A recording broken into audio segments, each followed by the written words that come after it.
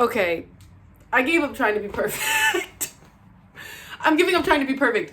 All right, so, ironically, in giving up trying to be perfect, I just like walked around my room like trying to clean it up before I even start this video. So, yeah, and I'm like thinking in my mind like editing cutscenes because that's obviously something that I should be thinking about right now. Mind you, I haven't even made a video. So yeah, I didn't really know what I wanted to talk about, but I do want to talk about one thing, which is I gave up trying to be perfect. And it has been hard giving up trying to be perfect. And let me explain that. In fact, let me find my list of goals. So I'm kind of like goal obsessed. I've been goal obsessed since I was in college. Primarily because like in high school, I don't think I was like super goal obsessed because I was like, all right, you know, whatever happens, happens. You know, you get through life. I kind of just ended up going to college and going to a college, Howard University, HU. Go Bison. Burr. My class gets that. Anyway, 2 claps to Burr. Burr. Anyway, it's been difficult giving up being perfect because for the past like 4 years, I've been kind of coming up with goals in my head or like coming up with something because I'm like, okay, we need to have something to strive for like the past 4 years. So I came up with like, I think it started my sophomore year, so I came up with like goals and I was like, okay, what we're gonna do is we're going to pursue this thing or we're gonna pursue this thing or we're gonna pursue this thing. And I always hit the target, but it never looked exactly how I wanted it to look. But I was like, that's fine. What we'll do is we'll leave space for God to work it out for us.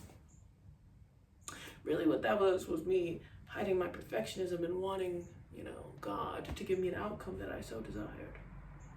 Not my finest look. Not my finest look. However, we come back. All right? We bounce back. We bounce. And I was like, what we're going to do this time is follow Emma Greedy's book. Love her book. And she talks about when she was 22, she came up with a list of like what she wanted to be when she was 30. I'm like, oh my gosh, I need this list. After I graduated from college, because I'm like, I don't know what I'm going to do because I got the goal I wanted out of college, which was to own a business. And it didn't fulfill me. Nothing that anybody told me was going to fulfilled me. Instead, what ended up happening was I was in like a cycle, a loop of like, well, if this is for me, you know, take it from me if it's not for me. And I hope it's for me. Only to find out it was my decision in the end. Like, I decided what I wanted, what I didn't want, but I thought in my head that I need to have like a defined course because I needed to know how to make decisions because I realized my decisions were more feelings based than they were values based, which ended up being true. And I did end up making this list. But even when I made the list, that same cycle kept continuing of like, I need to have this outcome. So I need to have the perfect input to create this perfect output in say 3 to 5 years. But in this case, when I'm 30. And I think that's actually hindered me from moving forward and taking imperfect steps. Even though I had things that were considered, I think, viable, I've had a lot of things that I also am like, this is viable, but also at the same time that it's valuable and viable. Where is it gonna go? You know? Like, where are we going with this thing? Where is this gonna take me? I don't know. Uncertainty. And uncertainty has been really, really hard for me personally because I'm like, I have to be perfect. I have to be perfect. I have to have this perfect outcome. I have to have it look like this. And what if I didn't put my goals as specifically as I needed them to be because they may not look exactly like I want because I may forget. I'm not going to forget. I'm not gonna forget. I really won't forget. Maybe I will, who knows? Yeah. I will know in 8 years. So yeah, I've given up being perfect because at the end of the day, I can't control it. And that was something I had to come to. I can't control the outcome. but I can control the inputs. And Alex Hermosi has told me I just put in a bunch. Just start throwing them, and just keep throwing them. Keep throwing them. And when we're done throwing just the maximum amount, because somebody's always working more than me, because, you know, the threshold I think is here, but it's really up here. When I'm done throwing them, hopefully I'll have the output I desire. I have to make it unconstitutional. Unconstitutional. Insubordination. Something.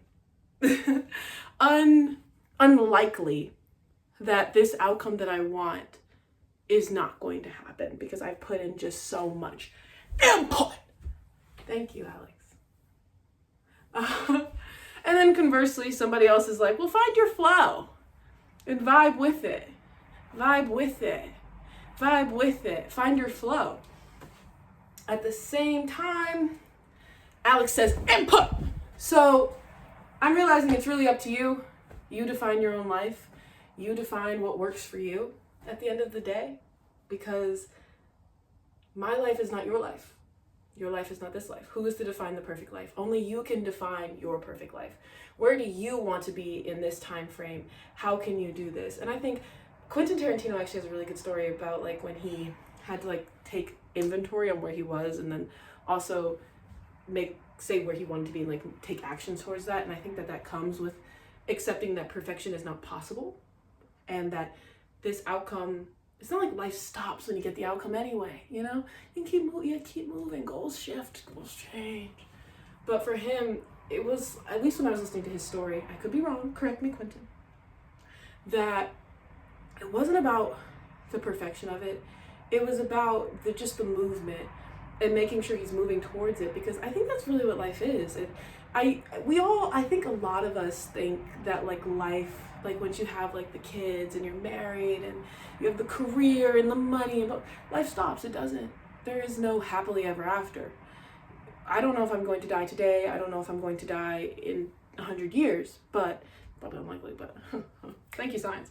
But it could still happen. And one of those things that I've had to accept, at least for myself, is that as you move forward and as you go through life, so many things you don't know. And also, I was reading this book, The Psychology of Money. It's so good because he says how 80% of our decisions are 80% of how we see the world. 80% of our decisions for money are determined by how we see the world, when how we see the world is actually like 0.0000001% of what actually happens in the world. So nothing can be perfect, but we can get close enough. And as you're moving towards perfection, it's always like those little tweaks that are what really matter. So all that to say, take action, give up being perfect. I did. Bye.